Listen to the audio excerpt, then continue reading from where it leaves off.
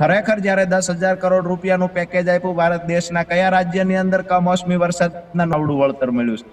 સારી બાબત છે, એના વખાણ પણ કરવા પડશે. એટલે હું જે માંગણી લઈને નીકળ્યો હતો એ માંગણીઓ મહદઅંશે સંતોષાઈ ગઈ છે, એટલા માટે મેં આ નિર્ણય લીધો છે.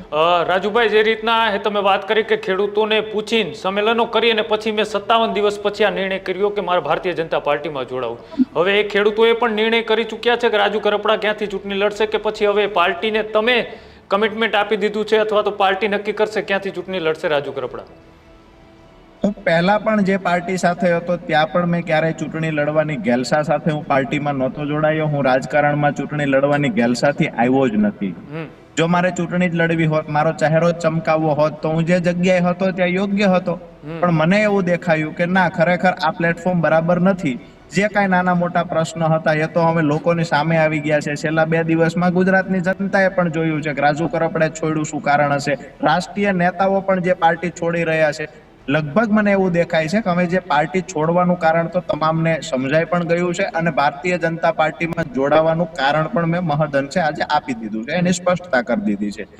વિષય એ છે કે ચૂંટણી લડવી ન લડવી, અમારા ખેડૂતોને સાથે રાખીને ખેડૂતોના 2 સારા કામ થાય, આજ મારું સપનું છે.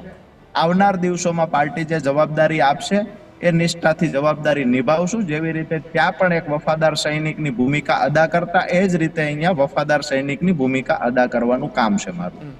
રાજુભાઈ, જે રીતના એ કોઈ પણ આવી રીતના આંદોલનથી અથવા તો કોઈ પણ મુદ્દાથી એ બનતો એ ચહેરો છેલ્લે જ્યારે રાજનીતિ અંદર આગળ જતો હોય છે ત્યારે એક વાત તો નક્કી જ હોય છે કે ચૂંટણી લડવાના. તમે પણ એ મન તો બનાવી લીધું છે કે હું ચૂંટણી લડવાનો. ગઈકાલે તમે વાત કરી હતી કે ચૂંટણી લડવા માટે જ રાજકારણમાં આવ્યા છે.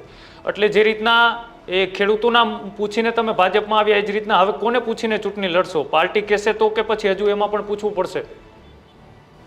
મેં ગઈકાલે એવી વાત નથી કરી, કદાચ જૂનો વિડીયો હશે અને ગઈકાલે નથી કીધું. આજ પાછો ફરીવાર એ જૂના વિડીયાને રિપીટ કરું છું કે રાજનીતિમાં આવ્યા છીએ તો 100% ચૂંટણી લડવાના છીએ.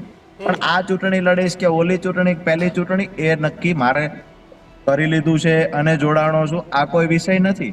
પાર્ટી નક્કી કરશે કે ક્યાંથી ખરેખર ચૂંટણી લડાવવા જેવું છે કે લડાવવા જેવા નથી, પ્રચાર કરવા જેવું છે કે પછી ક્યાંય કોઈ વિસ્તારની જવાબદારી સોંપવા જેવું છે. જે પણ કામ હશે એ પાર્ટી નક્કી કરશે. ત્યાં પણ હું હતો ત્યાં પણ પાર્ટી જ નક્કી કરતી. અહીંયા શું તો ભારતીય જનતા પાર્ટી નક્કી કરશે. જે કામ આપશે એ નિષ્ઠાથી નિભાવ. હજુ સુધી તમે અમારી ચેનલને સબસ્ક્રાઇબ નથી કરી તો અત્યારે જ ન્યૂઝરૂમ ગુજરાતને સબસ્ક્રાઇબ કરો. ફેસબુક અને ઇન્સ્ટાગ્રામ પર ફોલો કરો.